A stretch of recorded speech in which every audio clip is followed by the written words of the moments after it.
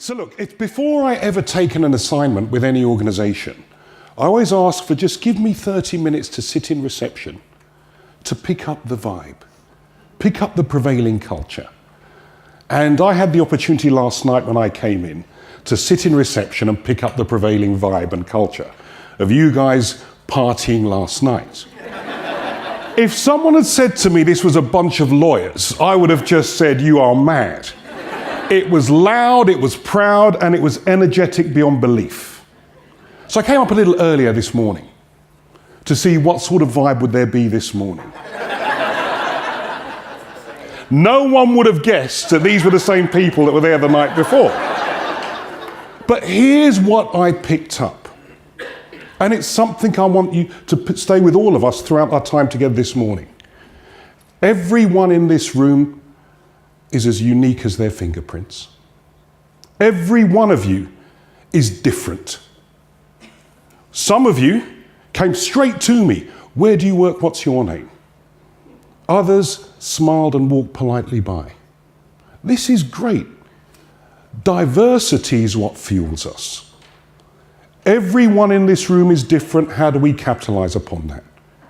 How do we capitalize upon those who are truly naturally risk embracing and those who perhaps might be a little bit more cautious? It's not everyone that needs to be the same. It's the power of bringing everyone together. We are living in extraordinary times at the moment, and extraordinary times demands extraordinary leadership. We need to think about managing our lives, managing our businesses just that little bit differently. And this isn't something to be feared, this is something to be embraced. I'm not speaking to a bunch of lawyers here. I'm speaking to a room full of leaders. Not managers, but leaders. I want you to think, behave, and act like a leader. But it's a new age leadership. It's a different sort of leadership. It's not management. I want you to free up your thinking, and how are you going to get this task done with the different attributes around the table? And when I say leadership, leadership is not rank. One of the big mythologies is that leaders are at the top of the organization. It's untrue. Managers rise to the top. Leaders can be everywhere. And I want you to start thinking differently about the resources you have available at your fingertips. We can do so much more, so much faster. You have to get with the program. Of course we need risk management. Of course we need compliance. Of course we need governance. Of course we need them. But not the cost of competing. Not the cost of being first. No matter how regulated the industry, we can still be risk embracing. This is smart risk taking. But today, everything we think we can do and how long we think it can take us, we can do it quicker.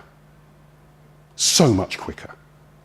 That challenges those who guide us, those who audit us, those who keep us out of jail. But you can't be the sales prevention squad. You can't be that. You have to be part of the decision-making forum and be part of that success. But we live in VUCA times. There was a time, in a time of certainty, we could predict with some assurance. You saw what happened to the stock markets on Monday. It starts with New York, it hits Asia, it hits Europe, and there is no logic to it. It has just gone like wildfire.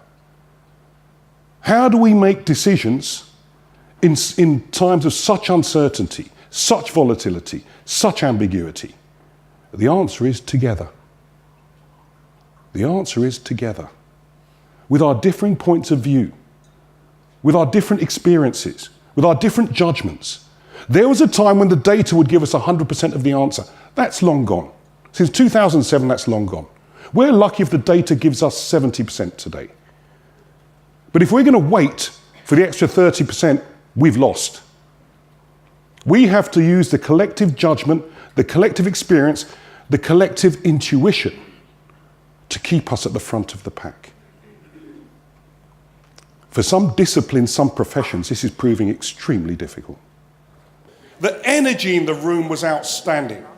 Normally, when we do this with the management consultancies, they spend 20 minutes on hierarchy.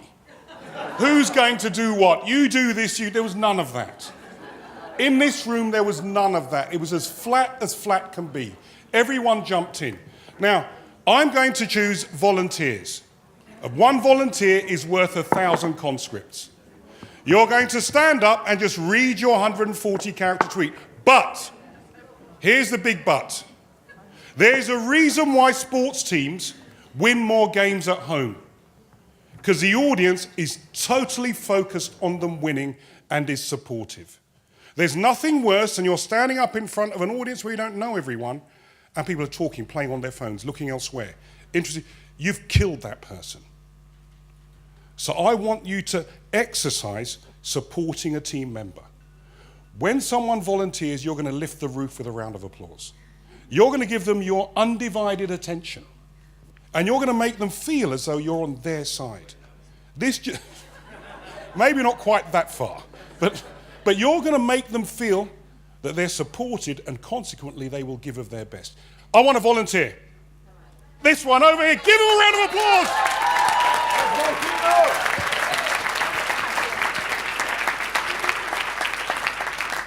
Lead by example. What you did today. The first bit of feedback I gave you, you were engaged through, I spent an hour talking to you, engaged for every moment.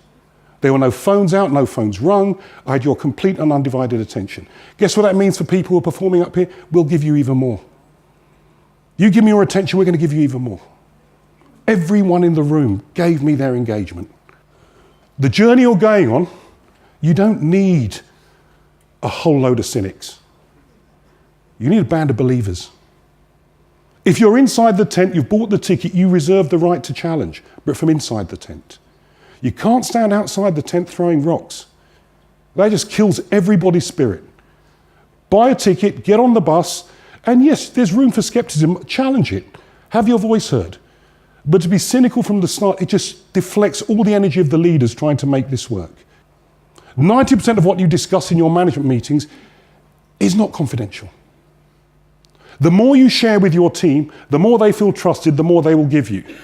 The four most powerful words we can use on our transformational journey, what do you think? You've just created a connection. Ask someone who's not normally asked. Ask someone who's not part of the management team. Ask a receptionist. Ask the person that delivers your supplies. What do you think about this? You watch what the reaction is.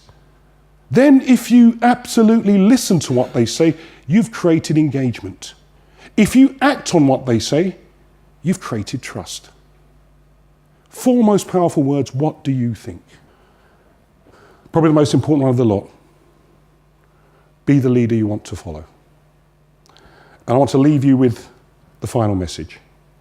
If you're bold, you might fail. If you're not bold, you will fail. You've been a fantastic audience. Thank you so much for listening to me. Thank you.